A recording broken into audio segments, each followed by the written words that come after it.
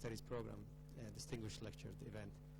So the International Space University puts together this year about 14 events between panel and distinguished lectures. And these are some of the events that the university puts forward to bring some of the elements of the program to the local community and share with them some of the knowledge that we have here. And today we'll be having the last distinguished lecture for this year, which will be given by Ramon Vullings, talk about how to become an idea DJ, insights on cross-industry innovation. So Ramon, actually, he's a world-renowned author in cross-industry innovation. He's also an idea DJ, and he has published 3 books in the topic, and the 3rd one will be coming soon, actually, to the market. And about a year ago, I had the cross-industry innovation conference I was working on, and I just went and did some search about the topic, and then Ramon came, the book that he's published. So I got in touch with him, and we invited him to the conference, and it was an excellent talk. So based on that, I thought it would be very valuable to share some of his insights with the community here. So with no further ado, please welcome Ramon Vullings. Thanks, Omar. All right. Good evening. All right. You can lower the sound a little bit, because we're yeah, for you it is, huh? Not for me, guy. All right, ladies and gentlemen, we have a busy hour ahead. I'm going to entertain you for an hour, and then you're going to ask me critical questions. And it's going to be quite all right. Okay, how to become an idea DJ. And we're going to talk cross-industry innovation tonight. Now, let me explain this. Let's say we start with some simple physical examples, and slowly we work our way to data and artificial intelligence and blah, blah, blah, whatever you need. So this is a sports car.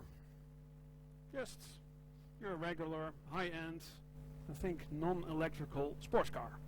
If you combine that with a vending machine, and you go to Singapore because you need an environment where ambitions are high, let's say maybe the SSP program or something, in this case Singapore, and they combine it into this. They just make that reality. And this is true, this is real. This is the Autobahn Motors thing, and it's true. It's a vending machine for luxury cars, Ferrari, Lamborghini, you name it.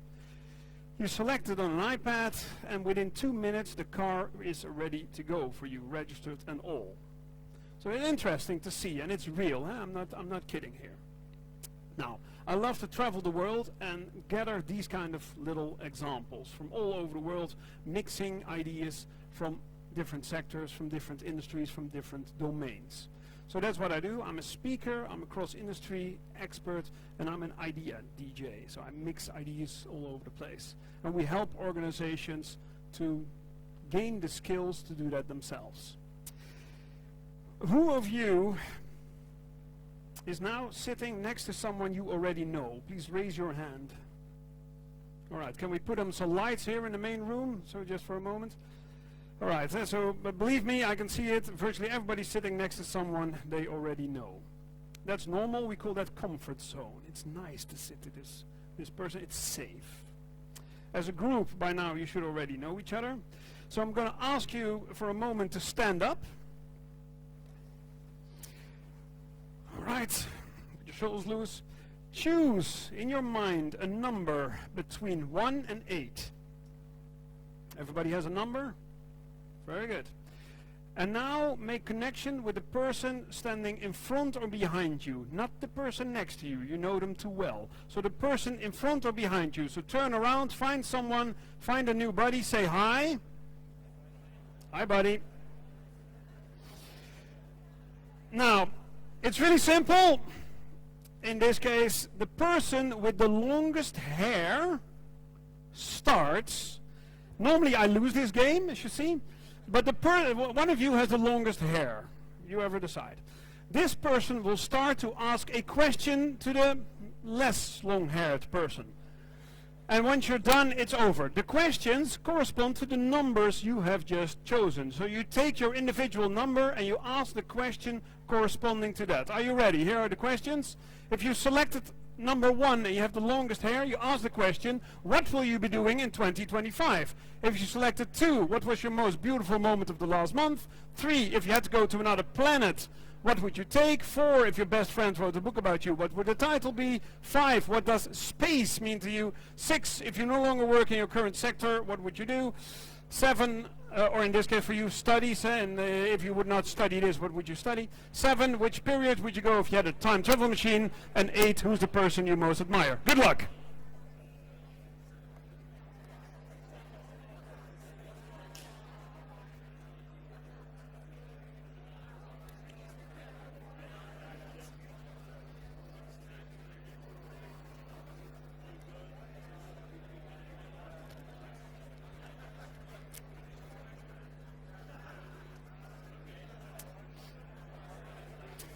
Alright, once you have an answer, you switch. The person with the shortest hair asks the question corresponding to their number.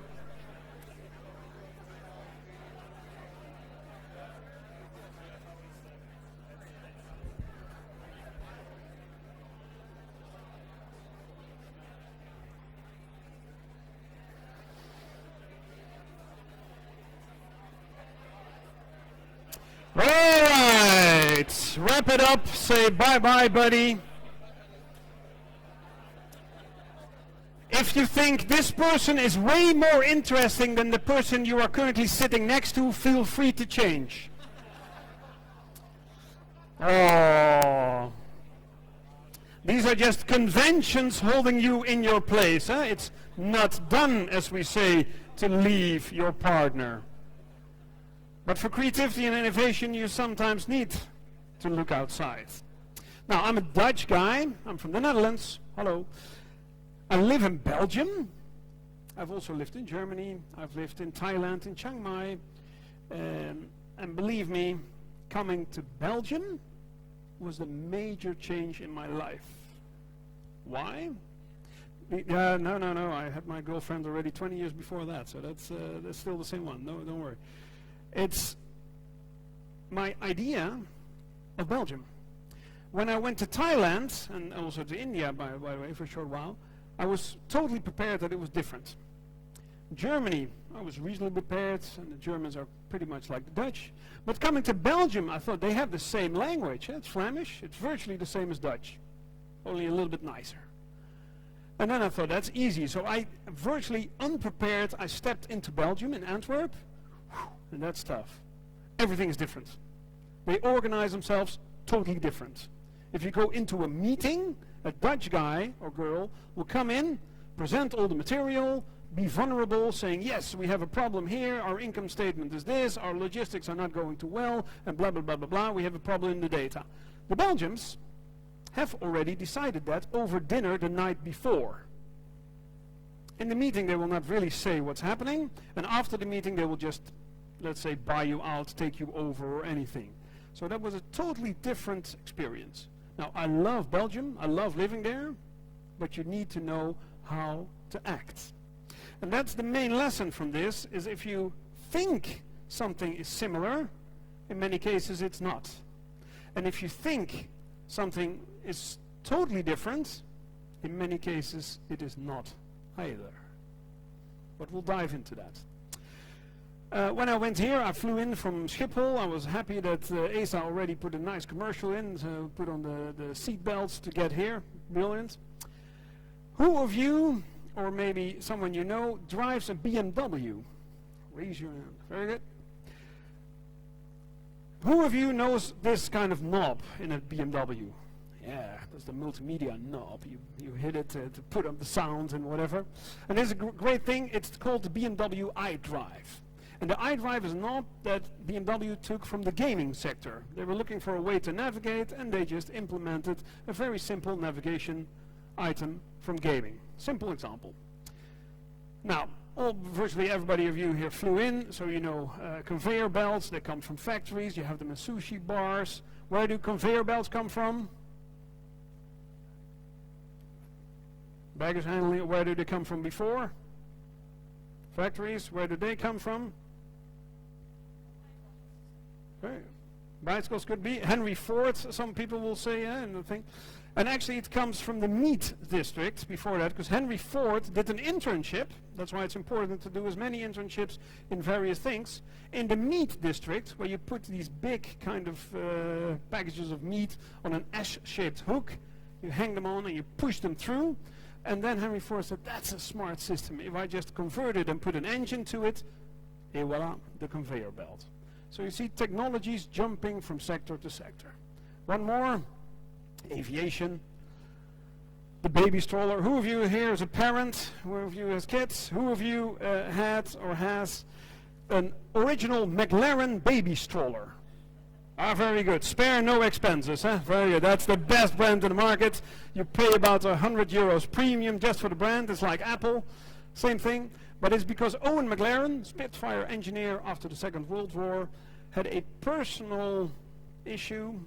His daughter got another daughter, so he had a beautiful granddaughter. The granddaughter and the daughter were living in New York. Owen was still in London, and every time it was very cumbersome with a big basket. They had to get into an airplane and everything. So he used his knowledge of retractable landing gear to build the first foldable baby pram, baby stroller. So the McLaren baby stroller. After that, of course, many copies came, but this is a billion-dollar business, ladies and gentlemen. Interesting business. Technology transfer. Closer to home, at least to my home. Who of you has ever been in jail? All right, nice audience, very good. In the Netherlands, what we love to do with people is we try to limit the amount of jails, but we have these little ankle bracelets that have a geo-fencing thing around them, and if you walk out of the house or near your car and you start to drink and drive and everything, then the police comes and shuts you down. So the parole office loves these little ankle bracelets. Now, forwarding to Antwerp, this is my local Aldi, which is the local supermarket in Antwerp here. They have implemented a similar system. You see the little red thing there? Now, Antwerp, like Cork, is a student city. We steal, they steal, I don't, not anymore at least. The students steal, borrow, lend, whatever you give the name to it, these shopping carts. Why? Yeah, these are perfect barbecues and perfect transportation means. And you can also go go-kart racing with them. So you can do brilliant things with them. But these are pretty expensive things. They're €400 a pop. So now the Aldi wanted to prevent that, and they implemented the same ankle bracelet. If you take this little cart off the parking lot, it directly locks the wheel. So it actually took me a bit of force to get it out this far. By this time, the security guy was already coming outside to see what I was doing. I tried to explain him that I was making a parallel. He didn't really believe him, but at least the two of us got the shopping cart back to the parking lot. Now, this is interesting to see these little pieces of technology jump from area to area. And also in the Netherlands, they did the next step is directly an ankle bracelet which measures the amount of alcohol in your blood, real time. So they do a kind of predictive modeling, like, hey, in this rate that he's drinking, we're going to arrest him already before he steps out of the door. So you see how data is invading everything. Now, I've written a little book, and it's true, Omar just said it, so I need someone to ask me a good question afterwards. You will get a nice book. It's called Not Invented Here, Cross-Industry Innovation. And in that, I combine and connect ideas. Together with my colleague Mark is my good friend and researcher, we've created this little book to help people link ideas. I'm going to teach you three things. At least I'm going to try to explain you three things. Smart ideas and disruption often come from outside your own sector. Secondly, ideas are discoveries, not so much inventions. And thirdly, you need to define your remix strategy to become an idea DJ.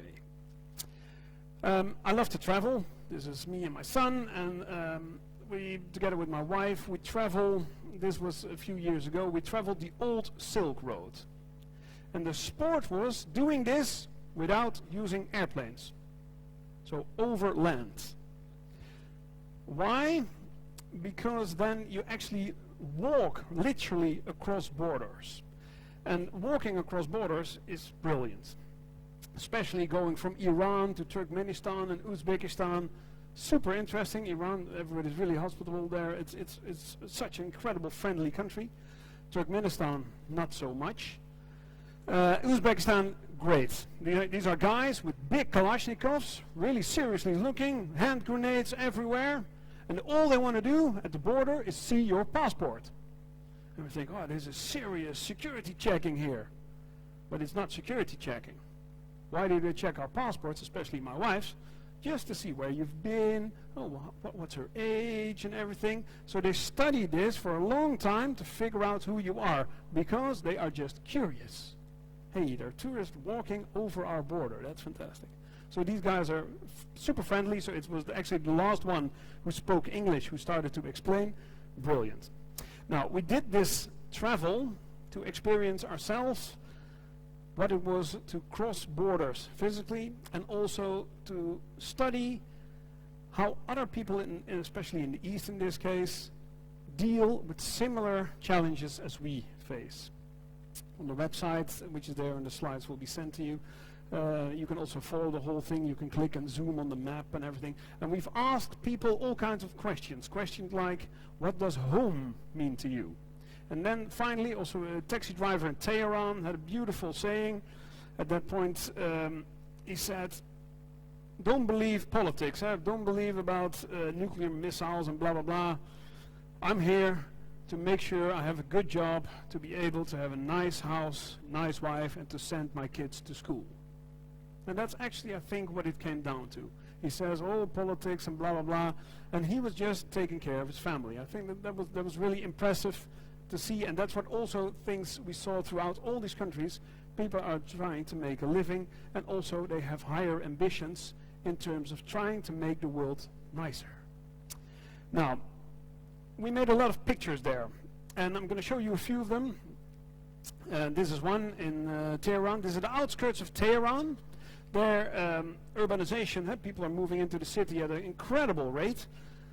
The government is not able to cope in terms of building infrastructure, so what did they do? They came up with a mobile ATM, so you can get money there, very advanced satellite connected system. I even put my my card in there, but it didn't work because the financial lock was still around Iran.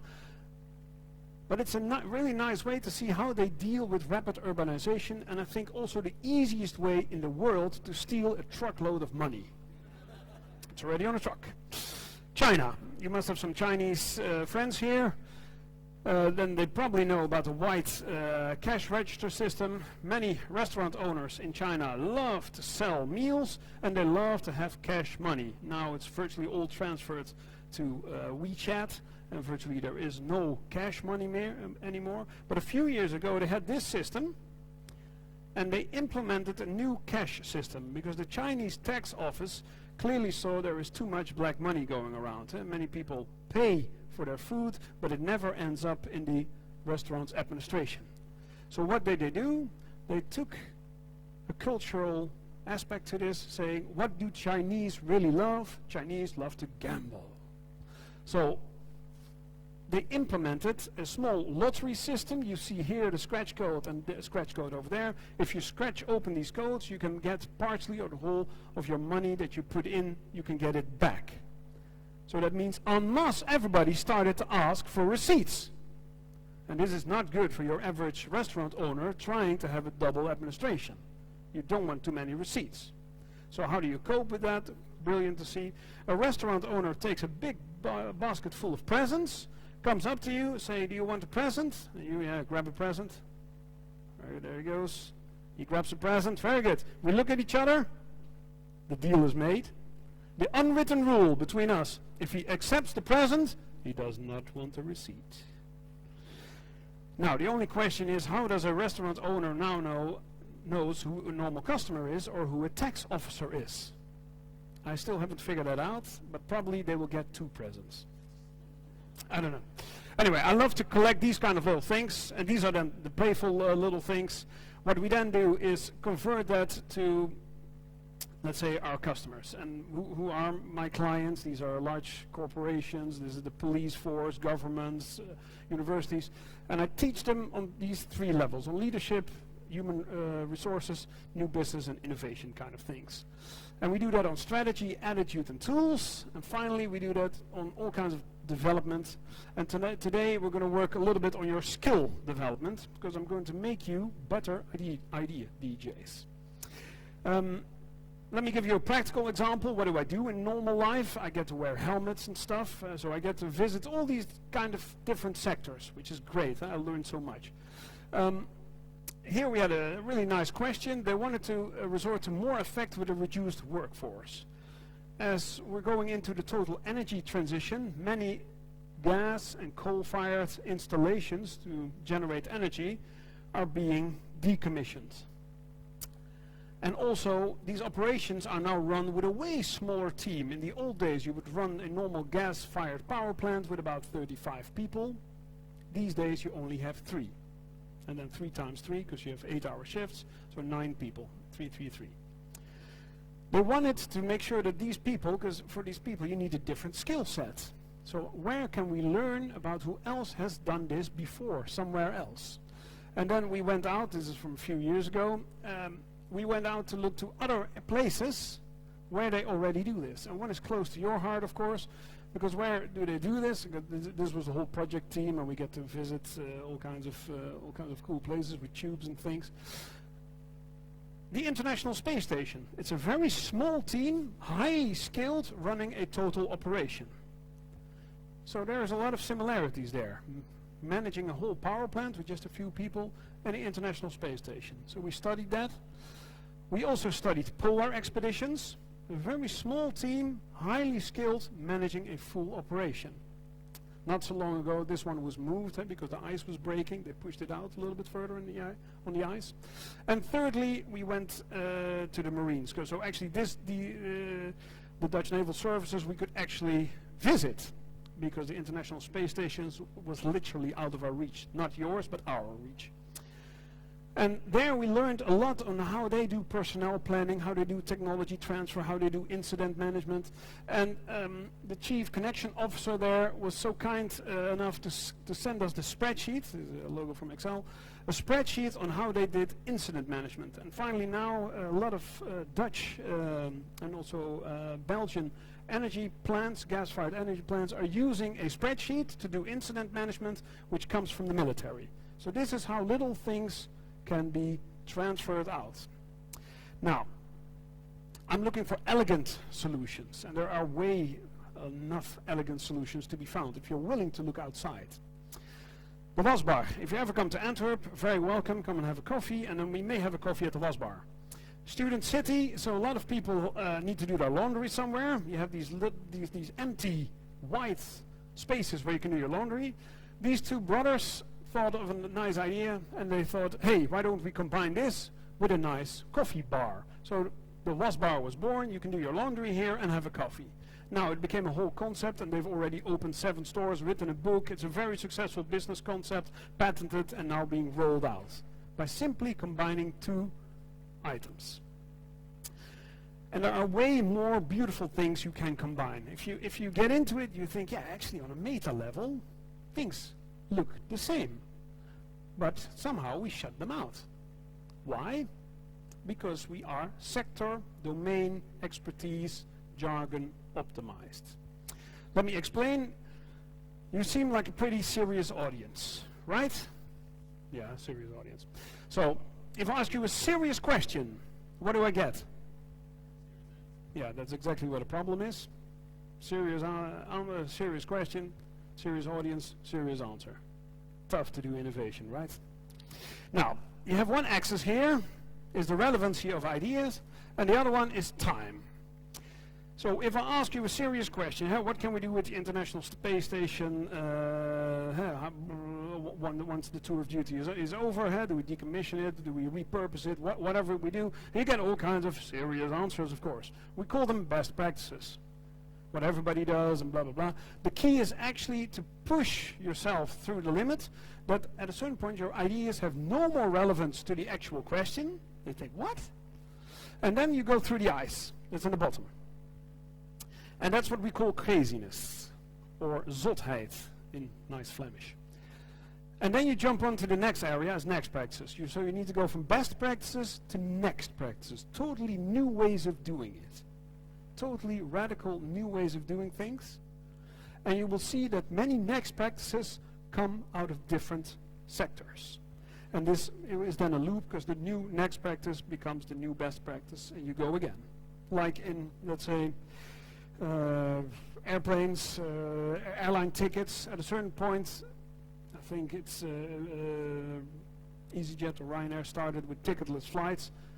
There was a next practice, no tickets. What, no tickets? How can you do that? We had these magnetic bars and the whole things. And now virtually all airliners go with no tickets. So that's a next practice, which became a best practice out of totally different sectors. Now, go from best to next practices, ladies and gentlemen. Let me give you an example. Maybe you know this from design thinking. This is a CT scanner. Who of you has ever been in a CT scanner? Who of you thought that was a very enjoyable experience? A few have been helped. Very good. In general, adult people, serious audiences, they see, okay, I need to be still for 3 to 7 minutes and it will be fine. If you put a child into this, you get a problem. Because a young child, 3, 4 years old, doesn't know what's happening. The parents need to go out of the room, blah, blah, blah, big mess. People, the little kids start to move, and they don't have a right picture. So you need to go again. Big drama, and then suddenly the doctors start to sedate people. Believe me, it is not healthy to sedate young children. You don't want to sedate young children. So you need to do something else. So in Pittsburgh, General Electric came up with inspiration from Disney, because they clearly saw there's something wrong with the experience, and they came up with the Adventure series. A whole story, the kids get a little video about a little thing that needs to happen, and they go in, and they're totally submerged, literally, in the narrative, in the story, and then they go through 80% increase in first-time right pictures. So technology is at its best level, it just misses a component, story. Now by this time, because this is General Electric who came up with the Adventure series, I also get to work with teams from Philips Medical Systems or Siemens. Normally by that time, the engineers of Philips and Siemens are crying, saying, why didn't we come up with that? Technically the best solution, but it needed something more. And then I say, guys, because in most cases these are guys, these technical engineers, guys and girls, you did already a great job putting the plastic around. Because if you didn't, these machines would look like this. Now that's scary for a child. So this is technology, this is best practice, this is next practice. And if you can do it with machines, you can do it with whole hospitals. So that's why you now see whole children hospitals being optimized and revamped. So these are really cool examples of adding something. Now, cross-industry innovation, the power of looking outside. The problem is something's holding us back. In many cases, it's not done to look outside. But for creativity and innovation, it's okay to look outside. Now, how do you combine these kind of ideas? You can only connect the dots that you collect. So we need more dots to collect. It's already here. It says International Space University, international, interdisciplinary, and intercultural. You are fantastic idea DJs. I'm just going to give you a few more tools to do it. And as good idea DJs, you know that you just cannot copy-paste. It doesn't work. We cannot just say, hey, these are some principles of farming, and we just do them on Mars. You've all seen The Martian. It took a little bit more effort to do that. So copy-paste is not the right strategy, ladies and gentlemen. Copy-paste leads to these kind of things. So you put an iPad on a Xerox machine. That makes no sense. So don't copy-paste, ladies and gentlemen. Instead, copy-adapt-paste. Copy-enrich-paste. Take one element and paste that. And that's a crucial step to take. But many people say, okay, we're going to take this business model and we're going to put it to that. Hey, and it doesn't work. Why? It was not adapted. So don't copy-paste, copy-adapt-paste. The model behind cross-industry innovation is pretty straightforward. 3 steps. First, you conceptualize something, put something higher on the abstraction ladder. You find the right match, not based on your original level, but on your higher conceptual level. you find the right match, and finally you make it fit. So concept, combine, create. And it's easy, huh? You see these little things, and at a certain point you think, yeah, that's actually a perfect system. And you see this Schiphol Airport, this is the way to get to the taxis. So these are little simple things. Now, disruption often comes from outside your own sector. Here you see a candle, a horse and carriage, and a postbox. A nice British postbox, I think. They've all been replaced by their modern counterparts, electric lights, cars, and of course email. Who of you still does email? All right, still a lot of people. WhatsApp? All right. Snapchat? Ooh. Ooh, all right. And you are leading edge innovation. All right, good luck. Anyway, you will see that technology will progress no matter what. Huh? So you see candles, electric lights, and now we have LED lights. We have autonomous electrical vehicles, and of course WhatsApp and what comes next. Technology progresses no matter what. But that's not the lesson from what I'm trying to teach you here. The key lesson here, the key takeaway, is that none of the candle makers went into producing electric lights. None of the horse and carriage makers went into producing cars. And certainly the Post did not invent email. Nor did they strategically invest in that. Why is that? They're all safe in their best practice bubble. So it's hard to look outside of your bubble. It's nice to say that we're interdisciplinary, but it's actually pretty hard to literally step outside. Many corporates that I ask, who's your largest competitor? And then they come up with whatever that is. And then, who's your largest competitor in 5 years? And they say, same. Of course, because it's all in the same market. But of course, in 5 years, it's not the same. Because who are the competitors in 5 years? There's probably Amazon, Google, and whoever is there. And then people are like, oh, right. Now, this is a very simple exercise that you can do with other people as well. Who's your competition now, and who will it be within 5 to 10 years? If people don't see any change there, they are in trouble. IBM did a beautiful study on that. Institute for Business Value, they come up with beautiful reports. They interviewed more than 5,000 CXOs globally on industry trends, and more than half, and this is a good sign, already expect that competition will come from other industries, from other sectors. And they made a beautiful report with a flashy title, Is the Next Uber Coming Your Way? And there's a whole list of Uberification of everything, and there's only a short part of this list. In blue are all companies that are actually doing something. The Uber for medical equipment, the Uber for in-home massage, the Uber for locksmiths. You have an Uber for everything.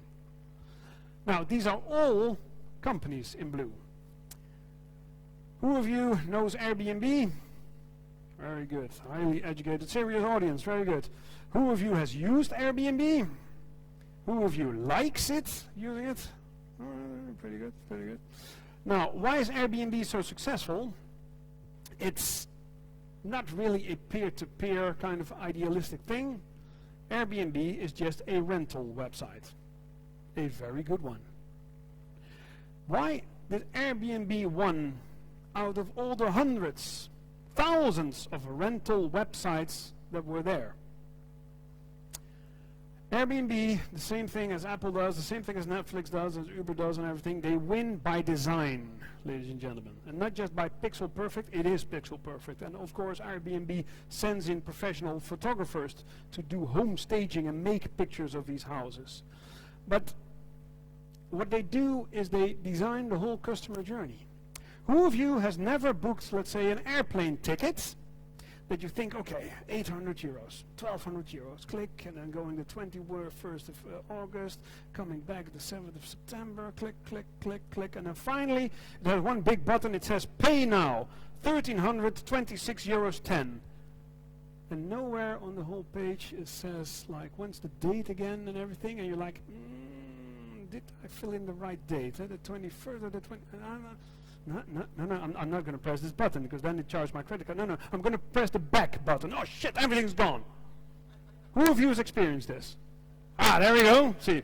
Now, that is the pain point that Airbnb solved.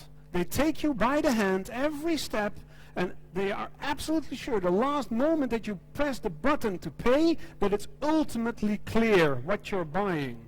The problem is with a lot of other organizations, they think, the people have seen that, so now they just need to buy it and they send it to an external app or something to do the payment service for them. So that exactly pain point, they think, I'm not going to press that, I'm going to press back. And then everything messes up. That's what they've solved. So Airbnb, Apple, Netflix, and everything are winning by design, ladies and gentlemen, of the whole customer journey. And in many sectors, innovation is picking up. You have technology that goes, Internet of Things, data, artificial intelligence, whatever, is invading literally all sectors. And all these sectors are also merging and interconnected. So we see that industry lines, ladies and gentlemen, are blurring. Before you know it, everything is smart. So there is this machine, it's called a smart converter. You throw in a sector and it becomes smart. Everything becomes smart. And this thing works automatically. It's a conveyor belt, we already discussed that. Everything goes through. Smart farming, smart agriculture, smart whatever. Audi, part of the Volkswagen Group, also came up with a new concept, My Audi Cares For Me. They've redefined in what sector they are. They used to be in the automotive sector. It's a dying sector.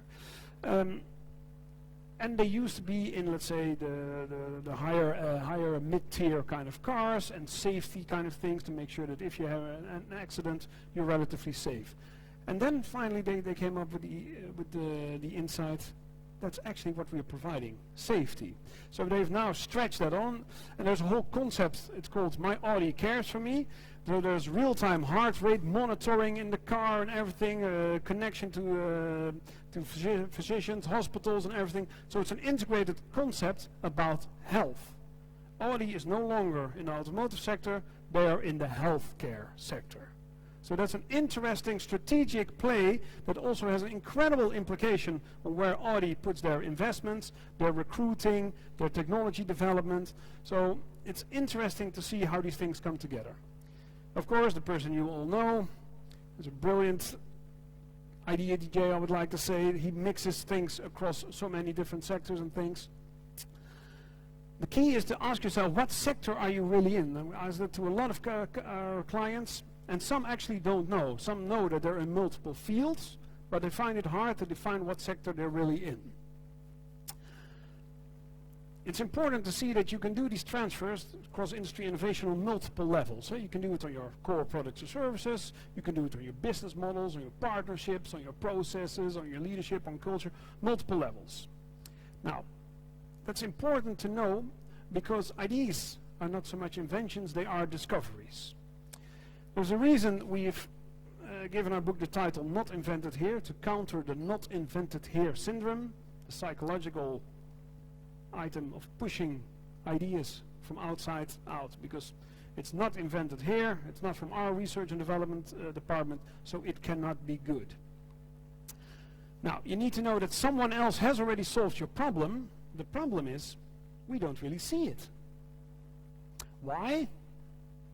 Something blocks us from accepting ideas from someone else, and that's ego. Our ego blocks us from learning from someone else. And my elegant plea to you, ladies and gentlemen, is to go from ego to Lego. So go from ego to Lego. Literally break down these walls between each other, between us, and construct something new. It's in business terms, you decompose your business and you recompose something new. Maybe taking blocks from somewhere else and ignoring some other blocks. So copy that, paste. So go from ego to Lego, because then you can dream again. Because at the end of the day, everything is Lego. Now, not invented here. There is a little psychological concept. If I come up with a radical idea, not here of course, because you're all innovators and stuff, but in normal companies, corporations, universities, governments, people have a tendency to say yes, but, and then they shoot down your idea. A sign of intelligence is being able to sit into a meeting with a double-barrel gun, waiting for someone to present a proposal, shoot it down, showing in the little spreadsheet where the error is, and that's a sign of intelligence. You have found the error. That's a little game people in corporate environments play. And it's a sign, they think it's a sign of intelligence if they can spot the error, instead of dreaming along what it could be and ignoring or correcting the little calculation error. We call them idea killers. So you need to look out for them. Hey, yes, but we don't have time. No, it's not possible. Blah, blah, blah. Idea killers. You need to go from idea killers to idea boosters. So it's simple. It goes from yes, but to yes, and. And I brought a little present for you. And these are the little cards. So now becomes the interactive part. Here we go. May I ask you to take one and distribute the rest. Take one, distribute the rest. Everybody gets a card. It has two sides, a green and a red side. And I have way more of these things. So distribute. Take one, pass the rest around. There you go. Take one, pass the rest around. This is your personal toolkit, ladies and gentlemen. It has a red side and a green side. In your next brainstorm session things, and you know these little rules, this little toolkit, this little shield, you can use it as a shield, but you can also use it as a reminder weapon. Now let me explain you how the reminder weapon works. If, and of course tomorrow you'll be back at in your TP groups coming up with great ideas. If someone accidentally falls into the yes but trap, trying to kill your idea, and they do this out of love for you, they don't do it to kill the idea, they do this to protect you. Before you go and present this crazy idea, they're trying to protect you from looking like a fool. So it's out of love that people kill your ideas. Unfortunately, they kill ideas that could be great. Now, everybody now has this toolkit, and I have way more for you to use. If someone tomorrow kills your idea, you can make eye contact with them. So supposing I have a brilliant idea tonight, we're going to take a helicopter, we're going to fly to London, and we're going to party all night. And you're a chief financial officer, and you say it cannot be done because of budget. So tell me, yes, but we have no budget. Yeah, no budget. Now, it will never happen, blah, blah. No, never. Yeah, I know. Now, I can now take my little card, aim for his nose, and try to hit his nose as hard as I can. Here we go. See, I will never hit the nose, but you see the shoulders do like, oh no, my nose. So there is this physical reaction of fear, and now he has a punishment of coming up with 2 new ways to make sure that we all fly out tonight with a helicopter to London. So 2 ways how we can make this happen. Yeah, we go with Uber, very good, and another way to do it. And another way to do it. Yes, yeah, book the plane on Omar's credit card or something. Whatever, yeah, very good.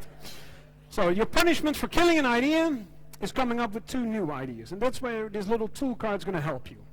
Now, it's very important to understand that people don't judge ideas. Me not, you not, nobody judges ideas. Some venture capitalists are starting to become better at it. What do people judge? Very good. People judge people. People judge people. And people judge? Maybe, yeah. Data, yeah, I wish they would judge data, yeah. Appearance, yeah, very good. So people judge people judge the appearance, in this case the presentation of an idea. If you really want an idea to go through, sometimes it's best not to present it yourself, but to have someone present it who is liked by the person you're presenting it to.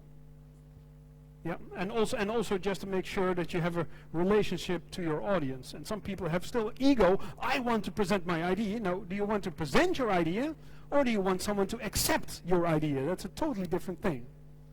So, people judge people judge presentation, and most of all, people judge their idea of an idea. Let me repeat. People judge ideas of their own idea of an idea. So someone comes to me and say, I have a great idea for a startup. It's in the taxi business. We're going to use an app, and everybody can just hail, and I'm already checked out. I've already heard the Uber story, the My Taxi thing, everything. You're already checked out. The problem is, I did not listen to what else this person had to say. Because at the end, the radical new thing came in. Because I'm just judging my idea of what this person is going to say. So 3 things: people judge people judge the presentation, and people judge their ideas of ideas. And that's where this little tool card will come in handy for you to make sure to give people a little bit of time to explain what they actually mean. And with that, I'm introducing the 3-minute rule. If an idea is too crazy to be true, or you already think, oh, I've heard this for 100 times, give this person 3 minutes. And after that, you can throw cards at them, throw coffee, whatever you need to do, but give them 3 minutes. It will make your life a lot richer. All right, now, my last point: organizations need a remix strategy. You can do cross-industry innovation from outside in, from inside out, or partnered. Outside in. Taking good ideas from outside and bring them in. Easy. Here we have a beautiful case from the Eye Hospital in Rotterdam. They looked at Schiphol Airport because they were trying to optimize and boost the quality and safety in their operating theaters. So they actually learned from Schiphol Airport these little stop lines, and they have all kinds of little lines of stop positions and the same thing. So they copied all these things over from how airports and airplanes work in terms of navigating on the ground, to have these things, everything in the same kind of parking position. So a simple thing: you get a good idea from somewhere else and you integrate that. You can also do inside out. You have some cool technology. The NASA Technology Transfer Program is a good example. You develop some cool stuff for space. Where can we give it away to an entrepreneur or something here on Earth? So the inside out. So you have some cool material and you export it. Who of you knows where the artificial Christmas tree came from? Which sector came up with artificial Christmas trees?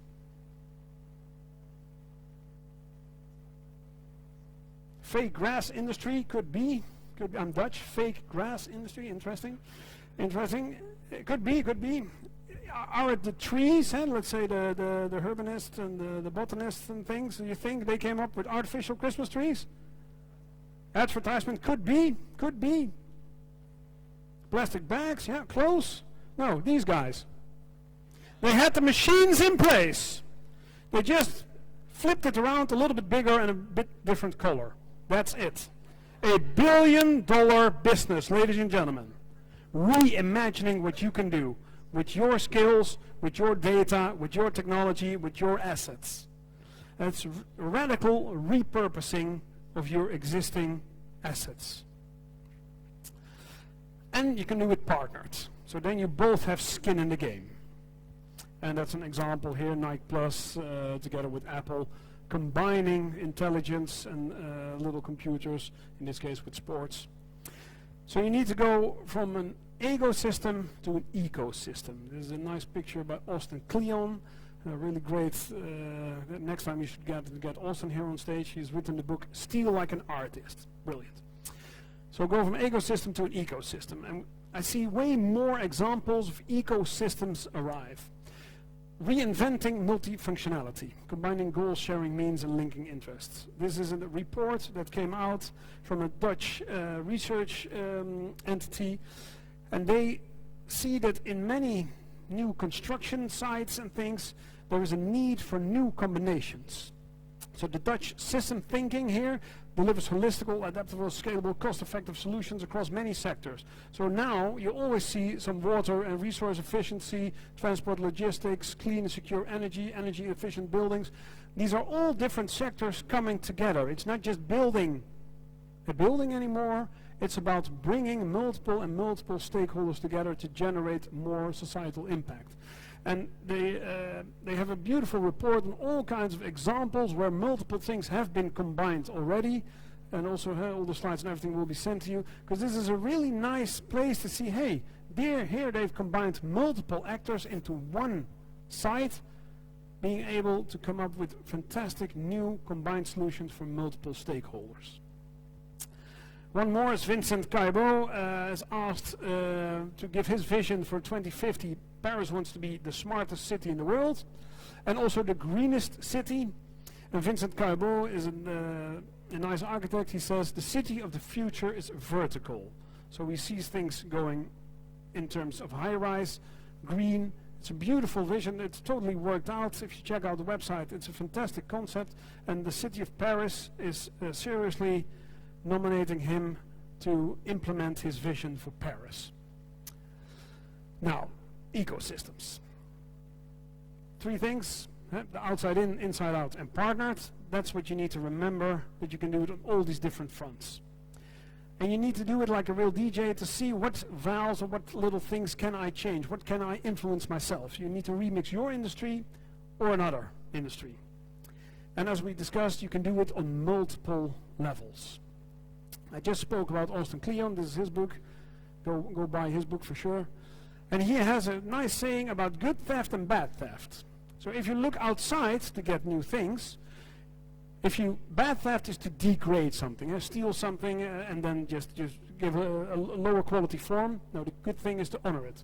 Don't skim the surface, study, because only by studying you can do copy, adapt, paste. And if you steal from one, it's plagiarism, and I know I'm an author. If I steal from one source, it's plagiarism. If you steal from many, we call it research. Very simple, should be close to your heart. Steal from many, research. And don't imitate but transform something. Don't rip it off but remix. Now, to wrap up, I'd like to give you at least a little tool. The book is full of tools. I'm going to distribute a few. You need to know about your galaxy of knowledge. If you have your own knowledge, your team's knowledge, your company or your organization's knowledge, competitive industries knowledge, and from point 5 on it becomes interesting, non-competitive industries knowledge, 6, all the known knowledge, and lastly, all the unknown, because there's way more unknown than known.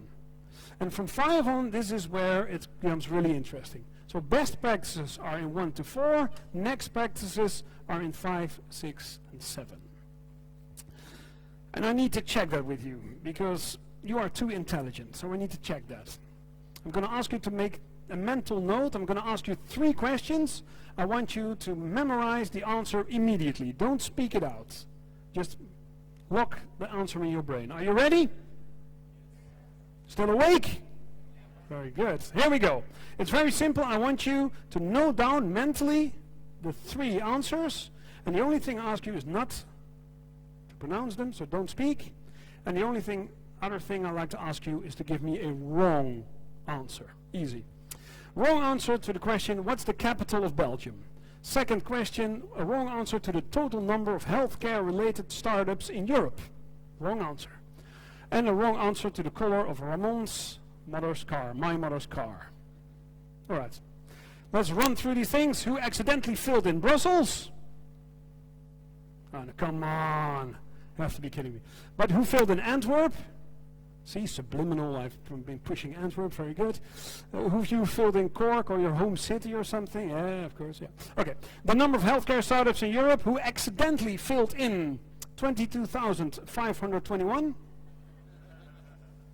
Okay, we took a very low number, 1, 2, 5, very good. We took a very high number, billions, very good. Promote these people. The third one is easy. What did you fill in? Very good, red.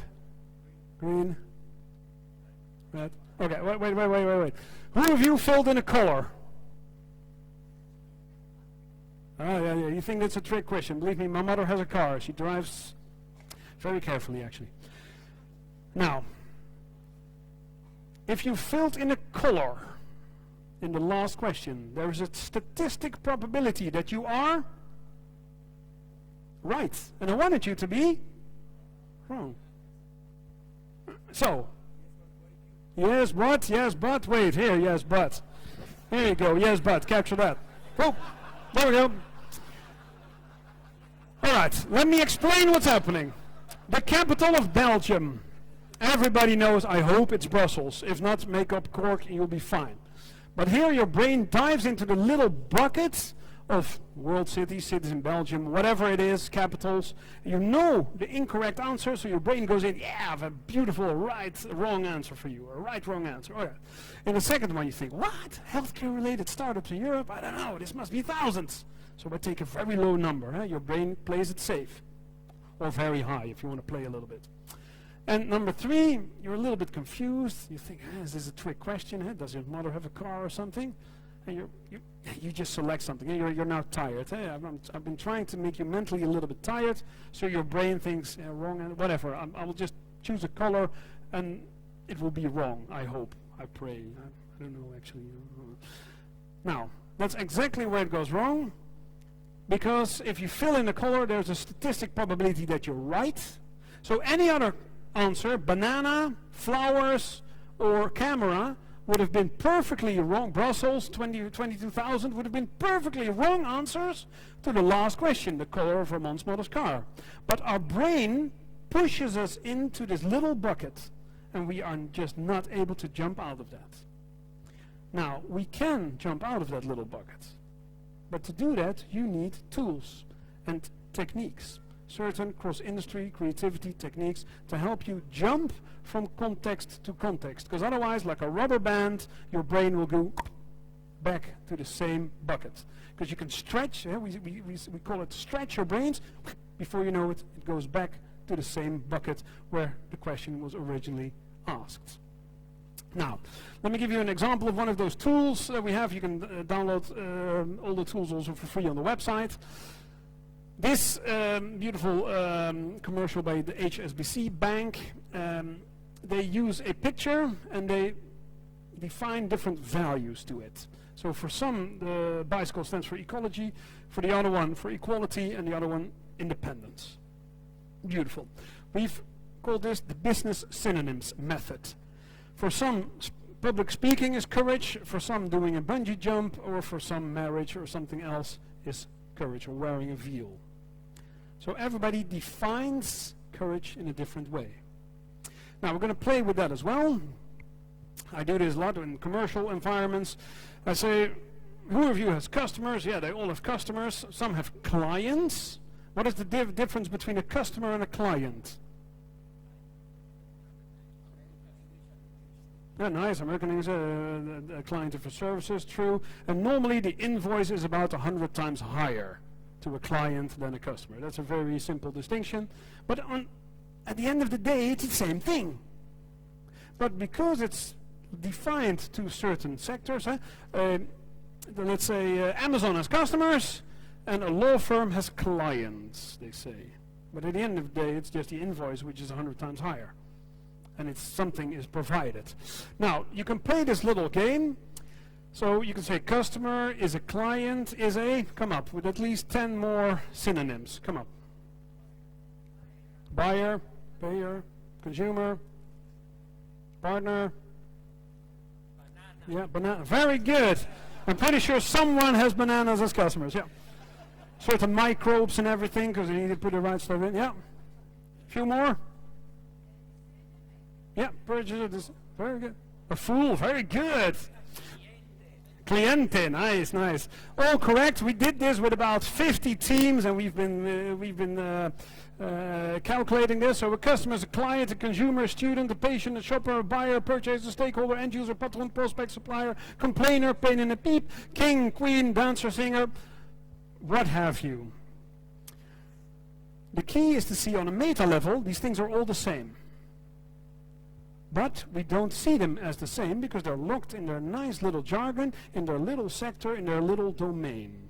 The key is to see what if we would replace our central question, how can we get more customers? How can we get more students? How can we get more lifesavers? How can we get more bosses or employees or troublemakers? On a meta level, these are the same things. And if you play with that, you will open up a world of possibilities. And we did the same thing for service and supply chain and cost cutting and whatever business challenge you may have. Why? Because people just have a totally different look, in this case to service, from sector to sector. These people have an expectancy, they want to, they are the on-demand generation. I want it now. It's not next day delivery, it's within 3 hours delivery, or in this case within 10 minutes or something. We waited 30 minutes, no service. But you can do this on multiple levels. So, concept, combine, create, ladies and gentlemen. It falls down into these 3 simple, reasonably simple steps. And I want to just refocus one more time to see that our brain plays with us. Our brain is fast. It wants to go for the correct answer, you're a serious audience. It's also context dependable. Depending on the context, we will try to figure out the right kind of solution. And our thinking system is lazy. There are only 2 people in the world allowed to be lazy. Babies and programmers. Now, babies, it's clear, they need to be lazy, they need to sleep and eat as much as they can. They need to grow. And programmers, because it's impossible for yourself to keep on writing millions of lines of code, so you need to do component-based and object-oriented. You need to grab as much code as you can to have other people write APIs or whatever for you to build up, because otherwise, no way that you're going to program, I don't know, Microsoft Word yourself or something. So we need to steal, buy back, and borrow as many pieces of code to build new stuff. So that's great. These are the only 2 people in the world allowed to be lazy. But the human brain, by definition, tries to be lazy. And it will go to extreme lengths to figure out what you can do to make sure you don't have to do something. Oh, come on. This is real, eh? Come on. Now, just to show you how easy it is for us to get lazy, may I ask you to stand up one more time? Take a deep breath. Oh, nice. All right, you should be pretty good at this. We're here at the university and blah, blah, blah. We're going to do a small counting exercise. Please count along. 5 plus 5 is? That's not bad. 7 plus 7 is? 20. That's very creative, but incorrect, my friends. I'm now looking for the correct answer. Okay, but you should be pretty good at my little exercise. Here we go. Count along. What is this? A bit more energy. What is this? 1,000. Very good. Plus 40 is? Plus 1,000 is? Plus 30 is? Plus 1,000 is? Plus 20 is? Plus 1,000 is? Plus 10 is?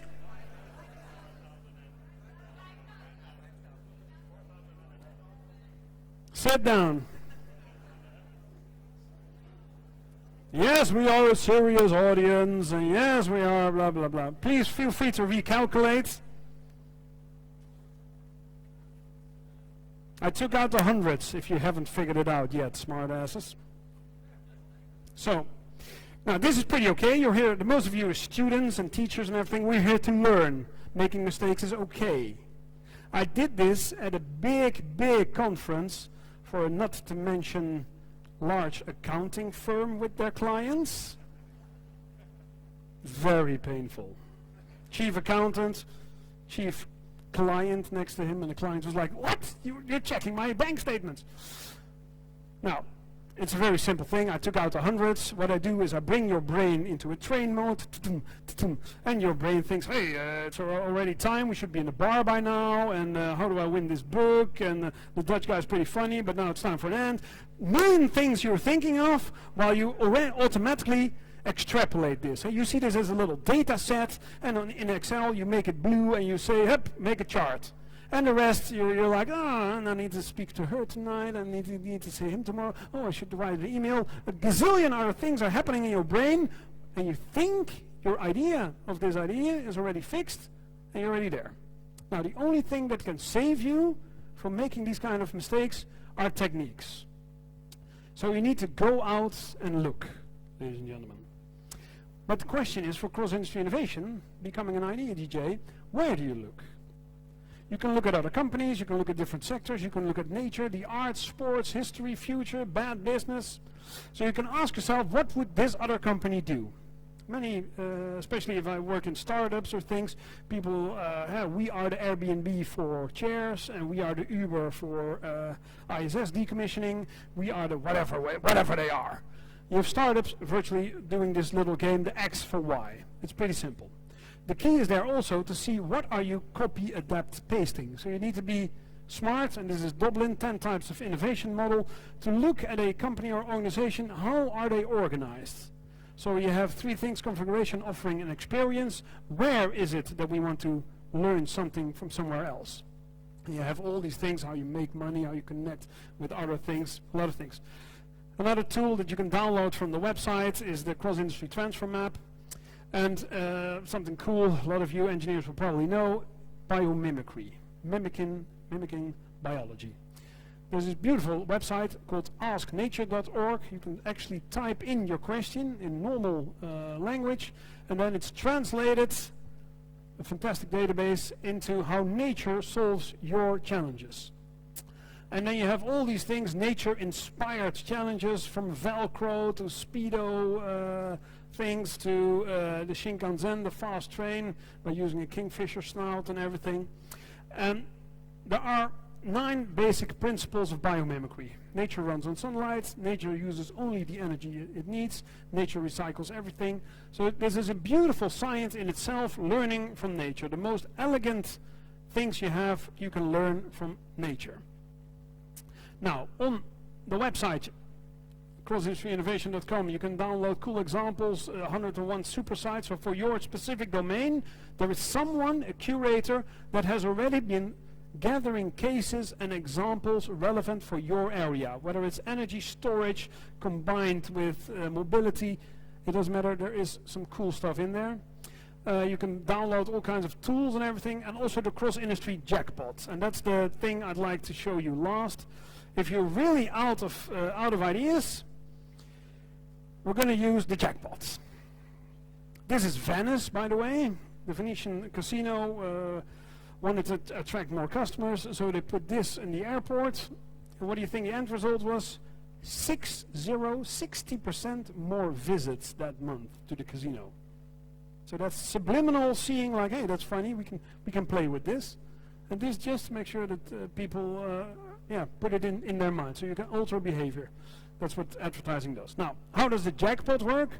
You go to the website, crossindustryinnovation.com/slot machine, try it, and then here you see in the middle, you can fill out your activity, what you want to innovate. On the left side, there are proven types. We've put in 150 proven types. On the right side, there are 150 proven appliances, and the jackpot will combine them for you. You need to run the jackpot at least, let's say, 11 times, because some things you say totally irrelevant. This was for gaming, so you click it and then it goes click, click, click, transparent gaming cloud. I have no idea. So this is perfect for new product and service development or repurposing.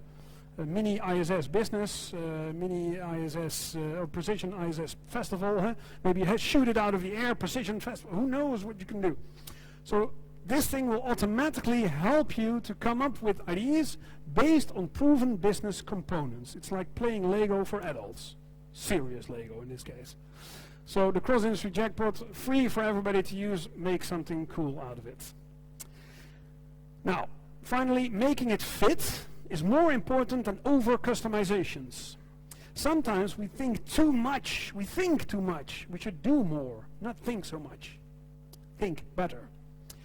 Because over-customization is something, we take this distinction or this stakeholder is more important, so we're going to customize our solution. And then you get these kind of products. There's a very limited market for these kind of products, ladies and gentlemen. This is not a good strategy. This is a way better strategy. So the IKEA model. Now, I want you to go out and be the best idea DJs that you can be. And with this, I'd like to wrap up with the 3 items we started with. I've tried to explain you that smart ideas and disruption often come from outside your own sector. Secondly, ideas are discoveries and combinations, not so much invention, only a few inventions, the rest are all combinations. And your remix strategy to become an ID DJ, don't copy-paste, copy, adapt, paste.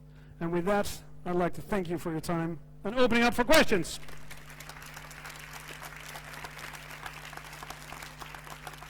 Let's see. Can we put some more lights in that we can actually see who's raising a hand? Shoot.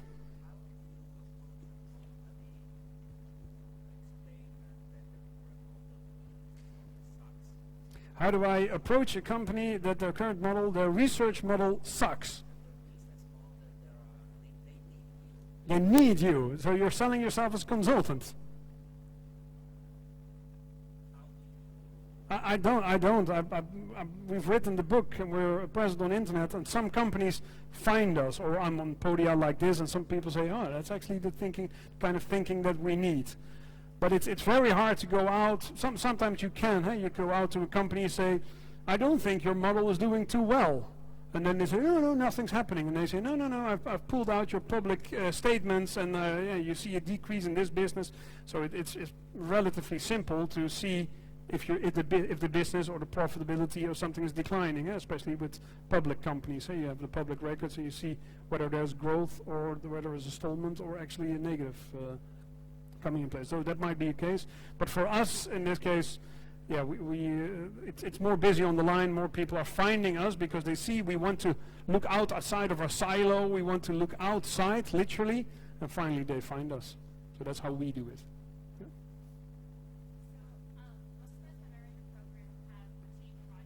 Yeah. Yep.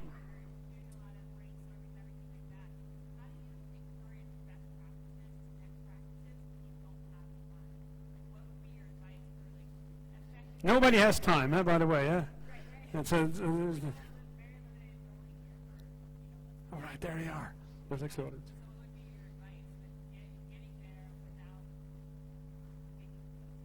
Okay, now reformulate your question one more time. What is your advice for getting to best practices, next practices, when time is limited, or how you effectively brainstorm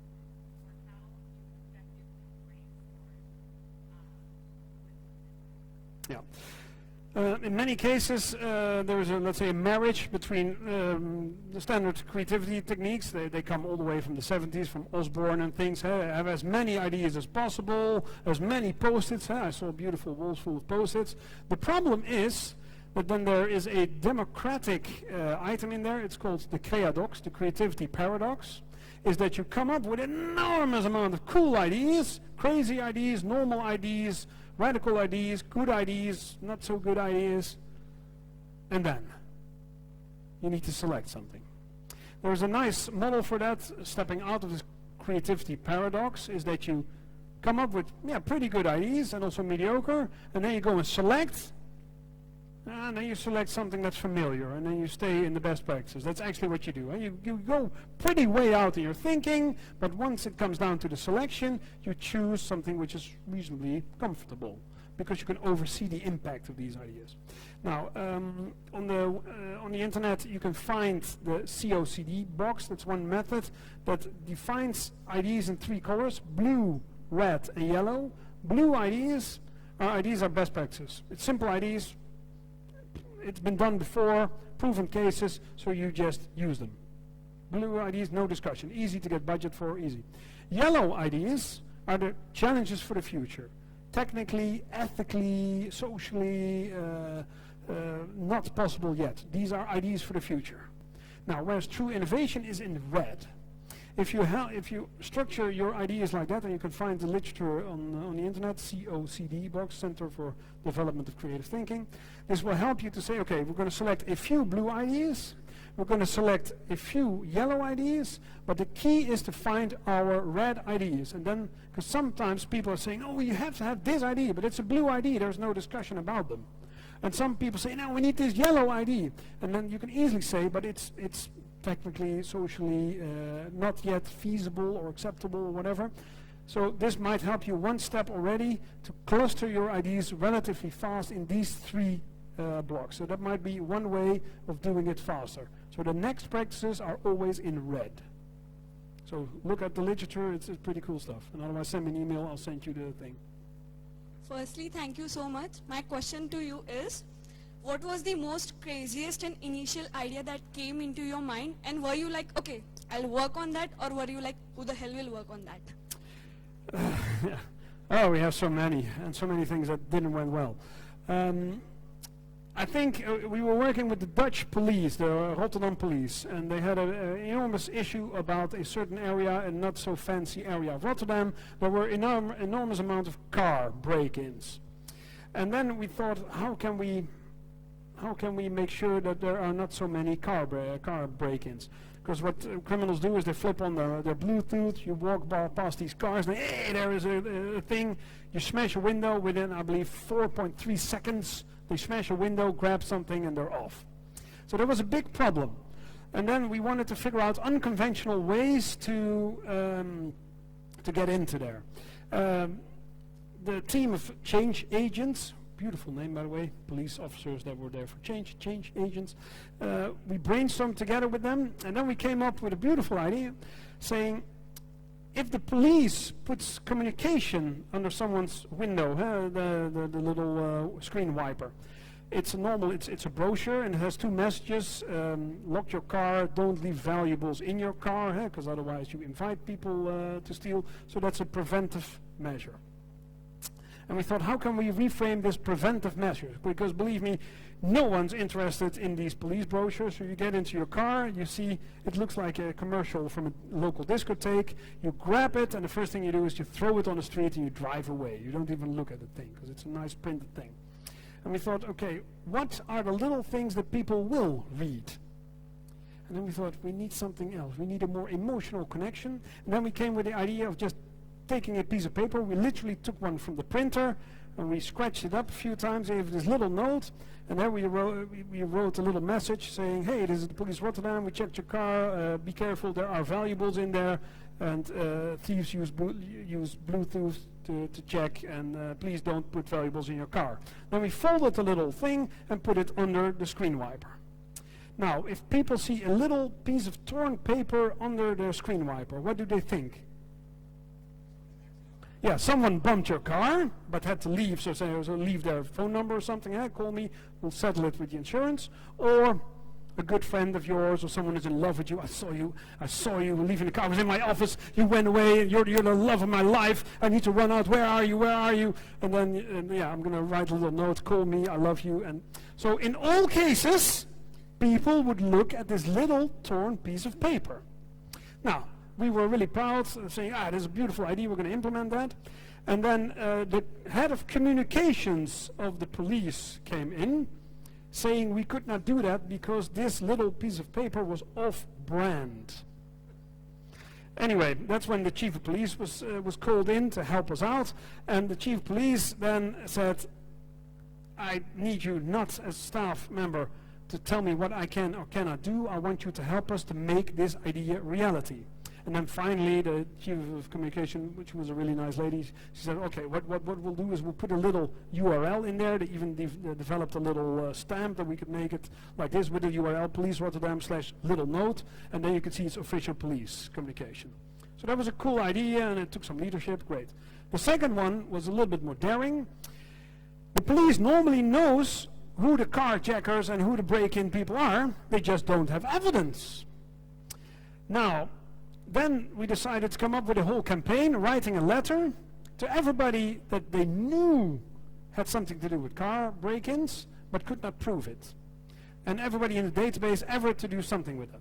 And the letter said, hey, by the way, we have a new car now, it has DNA shower, GPS tracking, SWAT teams, enablement, whatever was in the new phony car. And they framed it really nicely, saying, if you know someone who might think of breaking into a car, tell them not to, because we have this new car with all these gadgets and blah, blah, blah, blah, blah. So we were ready to send out 12,000 of these letters, and then the legal department came in. And they said, no, you're implying that this person knows something about a possible crime, so no way that you're going to send a letter. Again, the chief of police was asked in, and he really smacked with his fist, it was beautiful to see, on the table, says, I'm going to send this letter tomorrow, you rewrite it so it can go.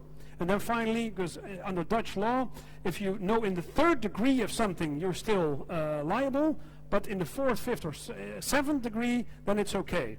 So the lawyers made the first sentence irreadable. If you know someone who knows someone who might know someone who has an intention to, who might know something about someone who else might have the intention to break into a car and do things, blah, blah, the whole rest was the same thing, and we will never stop prosecuting DNA showers all over the city, whatever.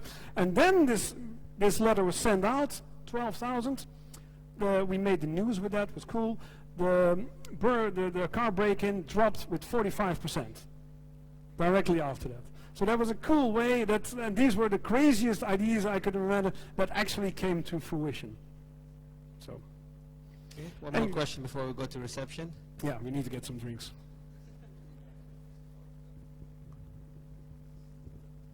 That's good. Ladies first, and then the guy with the card. I think you would deserve as well when you have the card. So hi, Hi. a lot of the ideas you showed us could be gleaned just from observing other companies, but it's not always like that. So could you comment also on the role of intellectual property and kind of more formal protection in the case of cross-industry innovation? Yeah. We didn't touch upon this tonight, but there's a whole chapter 3 in the book is totally about the research. How do you do your research? Also, a lot of the most beautiful, also relevant cases for you I cannot discuss because they are under a non-disclosure agreement. Now, in many cases, cool stuff is hidden away somewhere because of intellectual property. This can be, I don't know, the schematics for a new chip. This can be whatever you have. But there is a world of information, that's why it's also multiple levels you can do cross-industry innovation, available to you. Who of you knows about SlideShare? Who of you has no idea what SlideShare is? SlideShare.net. All right. Now, this is a gold mine for researchers. Let me explain simply. Who of you knows YouTube? Very good. Very simple. SlideShare.net is YouTube for business PowerPoints. SlideShare is YouTube for business PowerPoints. And it's a gold mine. No matter what area, sector, thing you're in, and also the tools, and it will be sent to you, 101 super sites, so also specific things are available to you. On SlideShare, you have, I'm pretty sure, the schematics of the International Space Station. You can find them on SlideShare and things. So there's a lot of information that's available. Now, there's also some information available on SlideShare which is confidential, which is great, because it's confidential. What does it do on an open website? In many cases, a lot of stuff is not available. We were working with another company and they were looking for the BMW brand guidelines. So we called up BMW saying, we'd love to have the brand guidelines because this other company selling fridges wanted to use the same kind of branding as you do in terms of positioning. And they said, no, that's confidential. Okay, sorry. So then we went on to SlideShare saying, okay, BMW brand guidelines, then you have, let's say, 200,000 documents. Yeah, makes no sense, all over the place, but we didn't know which one was the right one. Oh, she said confidential, okay. BMW brand guidelines confidential. Bang! One document. The official BMW confidential guidelines. Why? Someone had from BMW had presented that onto a certain conference, and the conference organizer just pulled out the USB stick with all the presentations and uploaded everything to SlideShare. Perfect service. So sometimes, now, it's debatable ethically if you're allowed then to read this document, but believe me, you have a lot of open stuff that's available. Then there's this gray area someone forgot to remove or did not even know that their confidential stuff was published. And then you have the last bit, and that's the most complex stuff, which is literally behind a wall, whether it's a paywall or whether it's proprietary technology or anything. Then it's hard. But still, the reach out that we do to many of the non-competitive sectors, because as soon as it's really competitive, everybody holds their cards. But non-competitive sectors, it's amazing if you just ask the question. Use LinkedIn or something. If you want to know something about photosynthesis or something, PV panels, whatever it is, find someone on LinkedIn within your network or your wider network, ask the question. You will be amazed what they are willing to share with you. And a normal Google search is not enough. Now, in chapter 3, we have a few more search strategies, also how to redefine your search parameters to make sure you get more quality results. So that's how we do that. Thank you very much, Ramon. Let's appreciate it. On behalf of International Space University, we'd like to give you a small gift, and let's thank Ramon one more time. All right, thanks a lot. Okay, please join us at the reception, and thank you for joining us this All right, evening. wait. Yeah, wait. Now, I have 3 books to share, because I only brought 3. Yeah, I know, you all want, but I need to have a unique deselector. Let's see how we can figure this out. Okay, first of all, who of you lives physically furthest away from Cork? Colombia, Sydney, Lima, London. That's not going to work, son. Spain, nice try. I think Sydney Anybody wins. from Mars? There you go, your personal copy. All right, next one. Who of you has the reddest hair? Because I came in here. There's this beautiful photography thing. Fight amongst each others. You two are really fighting, I guess, huh? All right, I cannot choose. Let's go. There you go. There's this beautiful photography, the red hat portrait thing on the airport. It's great. There you go. Congratulations. It also matches the color of the book. The rest of you, it's only, I believe, 10 euros or something. Find it on Amazon, and otherwise send me a link. I may even send you a digital version. Who knows? Connect with me on LinkedIn. Please don't send an email. Connect with me on LinkedIn. Give me your details, and I'll send you a download link or something. Okay, thanks a lot. Good luck. Thank you, Ramon.